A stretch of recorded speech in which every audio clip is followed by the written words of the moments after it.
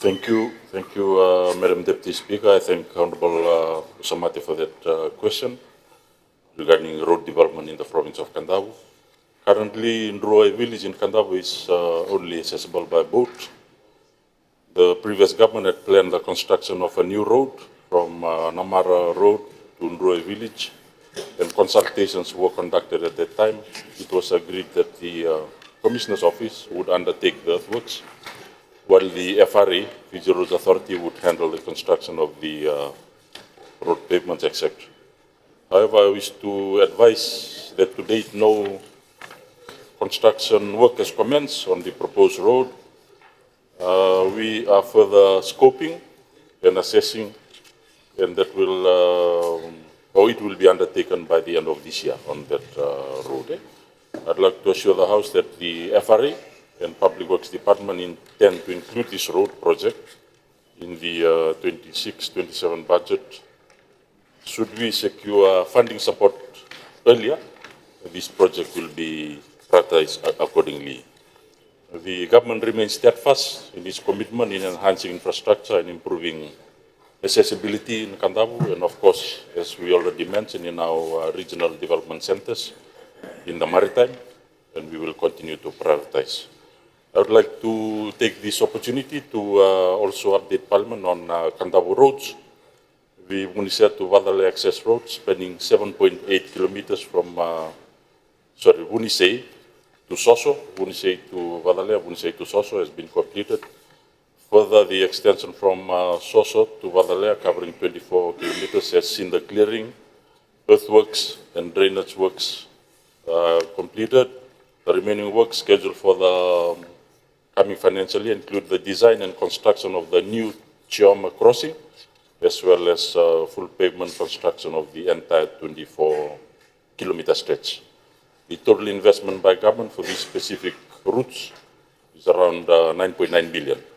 Further, these 24 kilometers, further to this, the government is looking into the upgrading of the community access routes, as already suggested by the other side of the House, including Drabualu village access, school access, and the church access, Wukabu village access, Diundua village access, Chioma village access, Nadamoto village access, Kandavu Koro village access, Yavitu village access.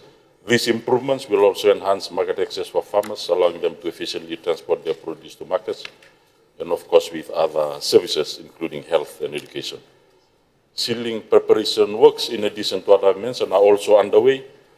Approximately 4.1 kilometers of road base is being prepared for sealing, covering key locations within Wunisia, such as the Wunisia Jetty, government station roads, hospital, airport, and surrounding villages, including Namalata, Namuan, and Biana. An allocation of 3.3 million has been made for this work. The mobilization is planned to roll out in Feb 2026. Additionally, FRA has put forward works program to seal village frontages along the main road corridor to enhance local resilience and safety. Looking ahead, the FRA has several important projects planned. A comprehensive scoping study for Yahweh Stage 2 with a budget of 1.2 million is currently being conducted with the EIA, with screening expected to conclude in January 2026 and works expected to commence in March 2026.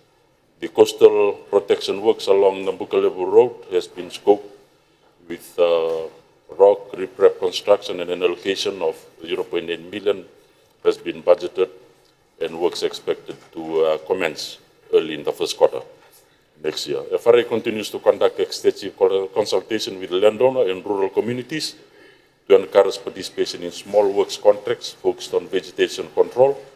To date, 2 applications have been received from Kandavu, and we are progressing through the contractual arrangements, together with also facilitating landowner participation in terms of aggregates and quarry. We have completed, or FRA has completed the installation of solar lights at Wunisia Jetty, Kavala Jetty, and now Luvea Landing just recently, last month, which has greatly contributed to ensuring safety and reliability for passengers. The government continues to put in place strategies to ensure safety and efficiency at our port of entries for our seafarers. The infrastructure improvements are expected to bring significant socio-economic benefits and enhance economic participation for our maritime communities, and of course better facilitate not only for locals but also in terms of tourism. With those words, I thank the Honourable Member for the question, and before I sit down, I would like to wish the Flying Fijians all the best in his game against England this weekend. Good night.